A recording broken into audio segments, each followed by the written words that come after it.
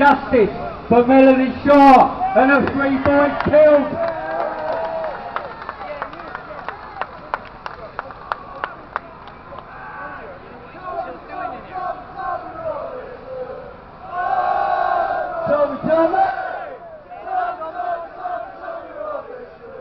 I'd just like to say, I've been in this for 9 years. I was with Tommy when he started. What that man has gone through is no one's business. But what they done to him in Leeds was damn right fucking sick.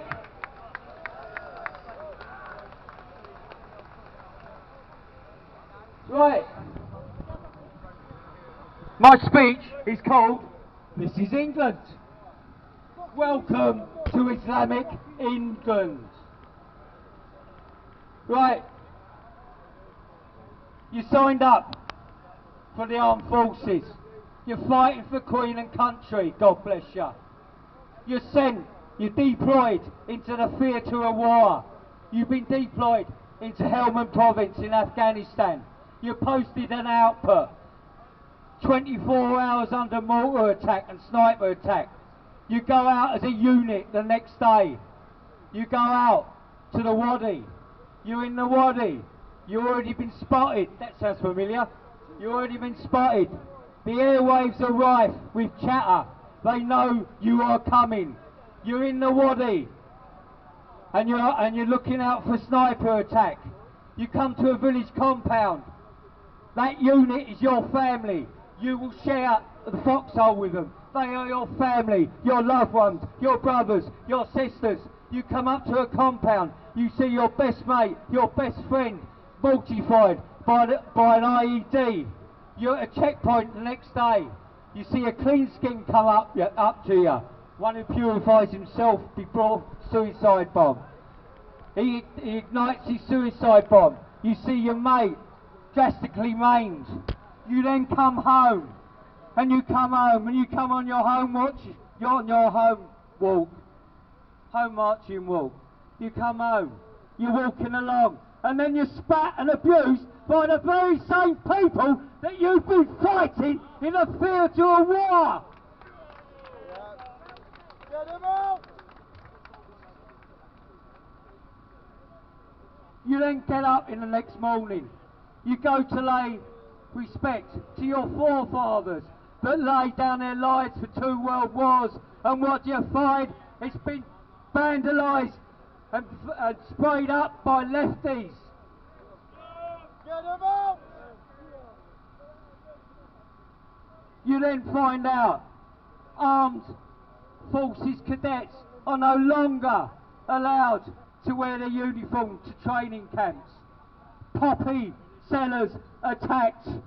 Old veterans with their attacked and their medals pinched. This is what is happening in this country. This is what the lefties are doing, and they're abiding by Islam, and Islam is rubbing its bloody hands while they're carrying out their dirty work for you. We have been persecuted by the left. We have been incarcerated. We have had our children reported to social services. We have lost jobs through association. And so it goes on and on and on.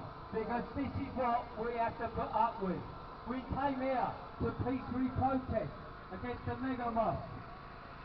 We will protest against any mosques. Because from these mosques comes violence. Islam is the enemy of civilization and traditional British values. And yet the lefties still call us racist. Change the bloody record.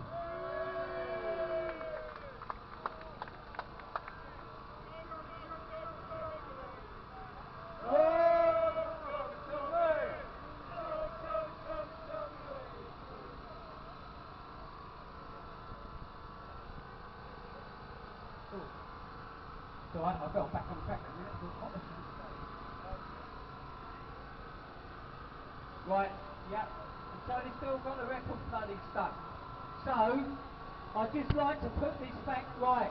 It is not racist to oppose a 1,400-year-old geographical, pro-military, medieval, fascist ideology that permits and promotes female genital mutilation, underage sex, underage marriage, the killing of the infidel, the beating of their wives, and many, many more comes from this horrific book.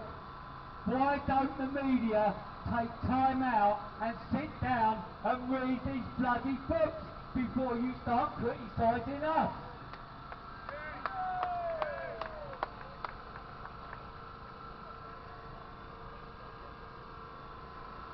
Right, and another quick one. All I'd like to say is, to these lefties out there that are disgusted for being called English, I'll give them 5 words: Gatwick Express and fucking jog on. And to the 2,000 and to the 330,000 Islamists in this country, UK data 2017, these 350,000 want to kill Westerners. That is 350,000 of them. That's more than all our bloody troops, cadets and everyone put together. I'd just like to introduce the next speaker. Now, he's a man I've known for ages since the day started, and we are getting old. I'm glad he ain't got a stage, so I might have to lift it on here. But he's a formidable speaker and a formidable compere. And he was standing on the stage comparing and doing a speech when them bastards from Birmingham come to bomb us. But they set their alarm too late. I'd like to welcome Tony Curtis. Give Tony Curtis a big hand.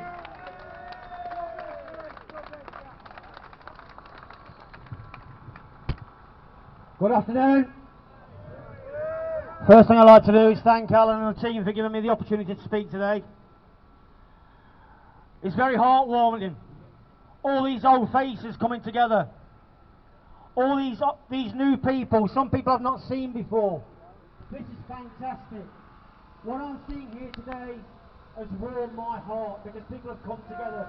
They've seen what's happened. They saw what happened the last time the English Defence League came to this town.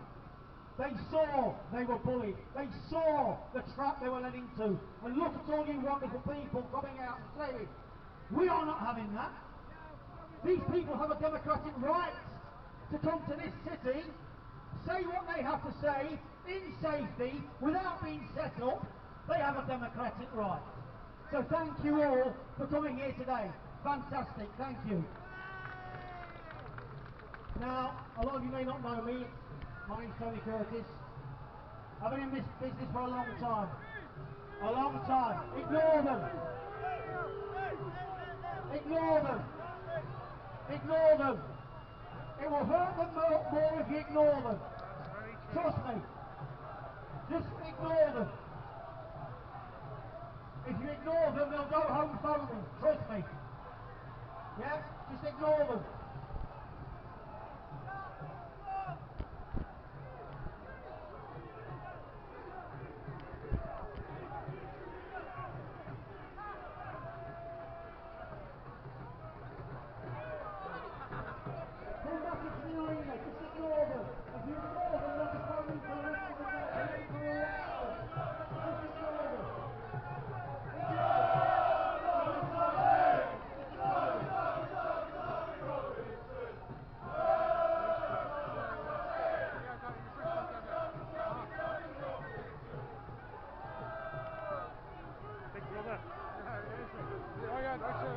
I find pictures online.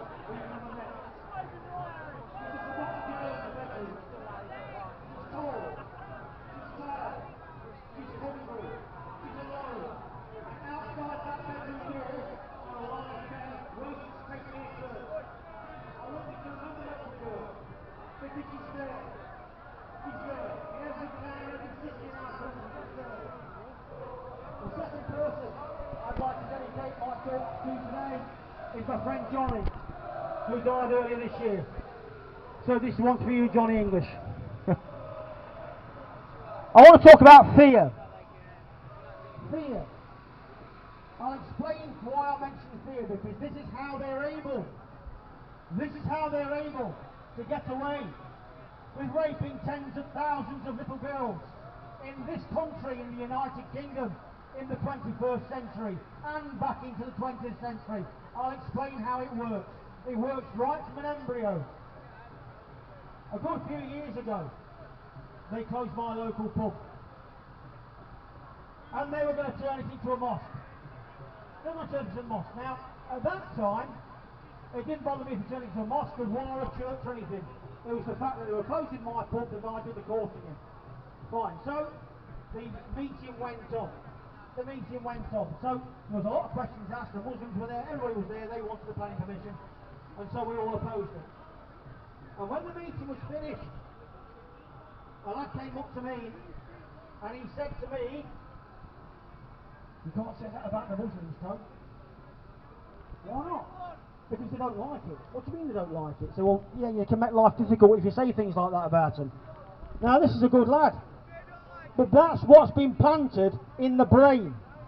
This is how they get away with doing what they're doing. They plant that fear, and that fear has gone into the highest echelons of our councils, of our police, of our social services. So we've got cowards who sit behind desks, frightened because they've been conditioned to be frightened of the words racist and Islamophobe.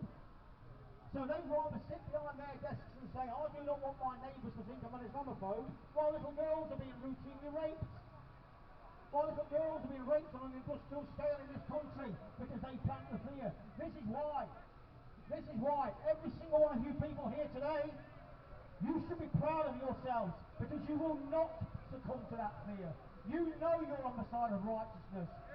Theirs is just ignorance. Yeah? And so, and I'll tell you what else gets me when the papers say Asian grooming gangs. That's gone into Asian grooming gangs. Well, my place here is to tell you, the papers, they are not Asian grooming gangs, they are Muslim grooming gangs.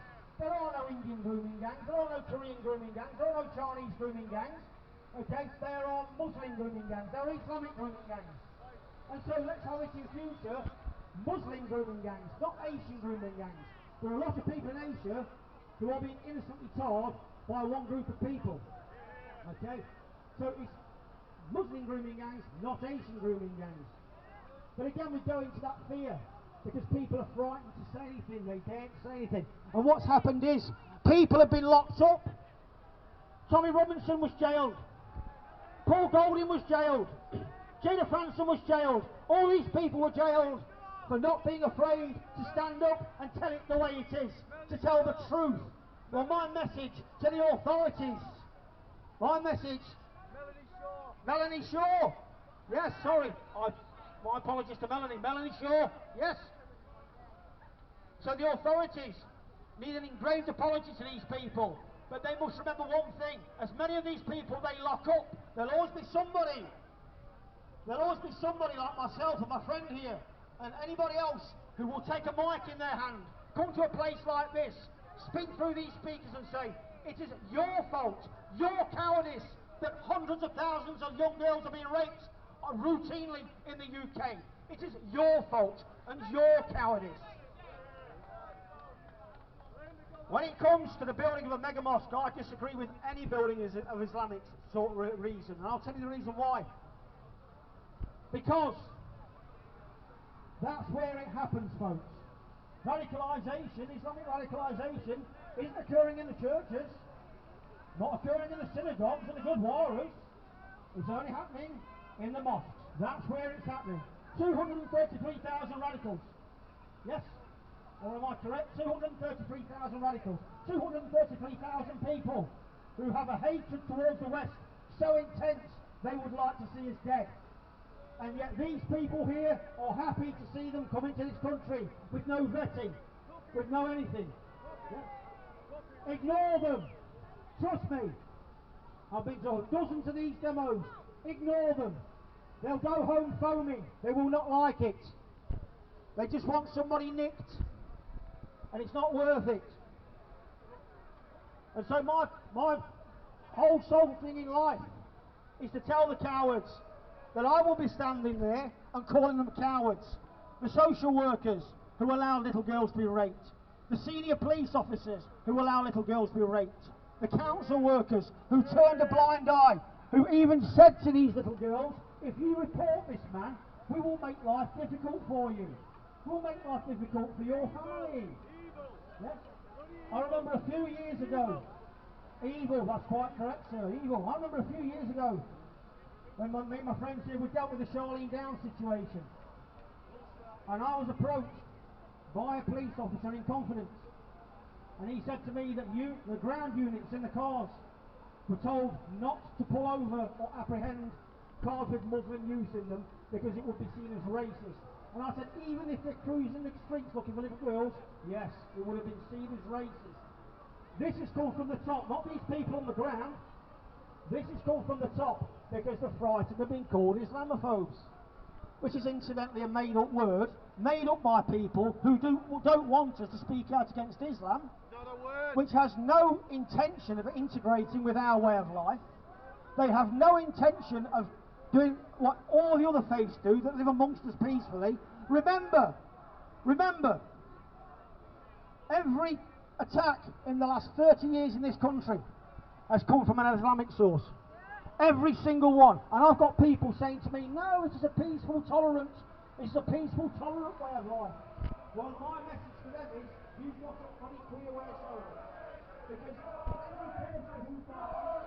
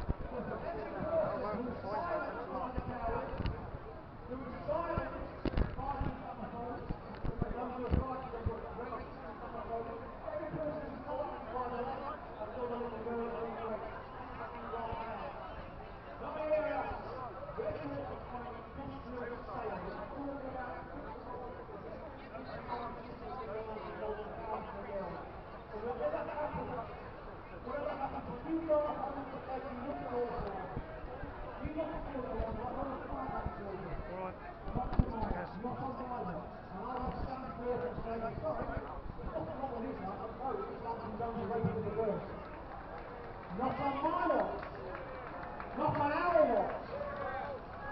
Remember, one heart, one beat. 1,000 hearts, 1,000 beats. 5,000 hearts, 5,000 beats. One heart, 10,000 beats. Remember that. And so we go back to that little girl in the room. And remember, she's waiting. She's tired. She's hungry. She's cold.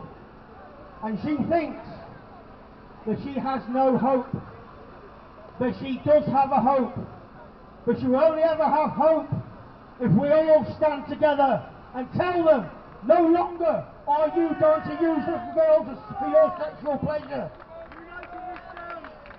You must go home and tell people the truth. It is not racist or fascist to stand up against the mass abuse of children. It is not racist or fascist to stand up against a brutal, backward, sadistic ideology that threatens to engulf all we hold dear. It is like a cancer. And people often say to me, well, hold on a minute, Muslims only comprise 3.5% of the population. Well, let me tell you this, and that doesn't count the ones who've come in illegally, by the way. Let me tell you this. All cancers start with a single cell. Always remember that. And a cancer comprises of billions of cells, but they all start with a single harmful cell. And there are 233,000 in this country, and growing. So remember that little girl. Remember, she's still in that room, still waiting for the next man to come in. It should not be allowed in this country, and you people are the voice. I'm so heartened by what I've seen today. All you wonderful people coming out, all you new faces, and you're not coming out for me, you're not coming out to hear me speak, you're coming out for those little girls. That's who you're coming out for. Every face in this crowd has her in the mind. She must never be allowed to leave your mind. We don't know her name. We don't know her name. We don't know who she is. Yes? But she's there. She's one of tens of thousands in our country, and we must never leave her. Because we, the English Defence League, the patriots of this country, are the only people who will stand up against the tide of cowardice, who will stand up against those who are happy to hide behind their desks and their flags and their righteousness while little girls are getting raped in this country. If we say anything, we're racist. What has this country come to when we're supposed to lie down and be quiet when every time somebody pops up a picture of Jimmy Savile up on the wall? We're supposed to shut up? We're supposed to ignore it's not happening? Are we supposed to ignore it? Is it going to go away? I'm afraid it's not going to go away. It is not going to go away until more and more people stand up and say, you know something, I'm not a coward. I will stand up and tell you that you are not going to rape little girls anymore. I will put my face up there. We are not having it, that's right, sir. And so,